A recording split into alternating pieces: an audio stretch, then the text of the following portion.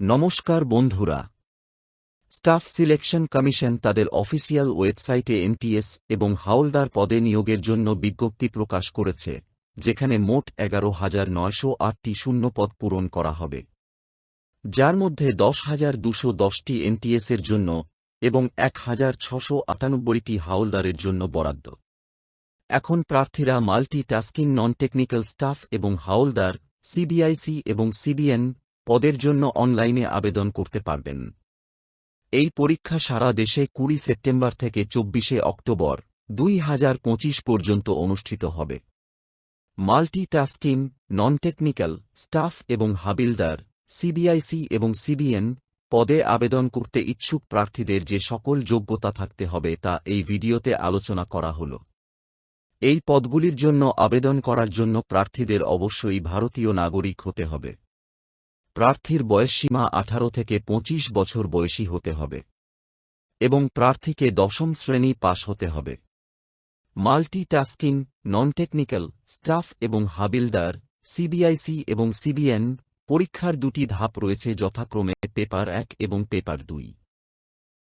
Paper 1-এর ক্ষেত্রে সাধারণ ইংরেজি, সাধারণ বুদ্ধিমত্তা এবং যুক্তি, সংখ্যাসূচক যোগ্যতা ও সাধারণ সচেতনতা বিষয়ে পরীক্ষা কম্পিউটার ভিত্তিক হবে, যার সময় 1 ঘন্টা 30 মিনিট থাকবে। এই পরীক্ষার মোট নম্বর হবে 100। প্রশ্নের ধরন হবে বহু নির্বাচনী বা এমসিকিউ এবং প্রশ্নের সংখ্যা থাকবে 100টি। প্রতিটি ভুল উত্তরের জন্য 0.25 নম্বরের নেগেটিভ মার্কিং থাকবে। পেপার 2 50 নম্বরের বর্ণনামূলক পরীক্ষা হবে, যার সময়কাল 30 মিনিট থাকবে। এবার আসি হাভালদার পদের জন্য শারীরিক পরীক্ষার প্যারামিটার কি থাকবে সেই বিষয়ে।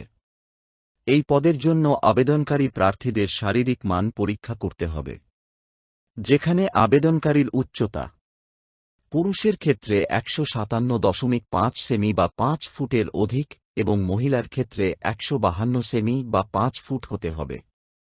বুকের ছাতি পুরুষের ক্ষেত্রে 76 থেকে 81 সেমি হতে হবে। ওজন শুধুমাত্র মহিলাদের জন্য সর্বনিম্ন 48 কেজি হতে হবে। এছাড়া পুরুষদের ক্ষেত্রে হাঁটা থাকবে 15 মিনিটে 1600 মিটার এবং মহিলাদের ক্ষেত্রে 20 মিনিটে 1 কিলোমিটার। সাইক্লিং মান পরীক্ষায় পুরুষের ক্ষেত্রে 30 মিনিটে 8 কিমি এবং মহিলার ক্ষেত্রে 25 মিনিটে 3 কিমি আবশ্যক।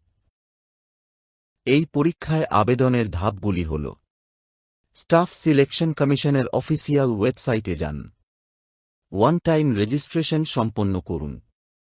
আবেদনপত্র পূরণ করুন। ব্যক্তিগত তথ্য, শিক্ষাগত যোগ্যতা, যোগাযোগের বিবরণ এবং পছন্দের মতো প্রয়োজনীয় বিবরণ প্রদান করুন।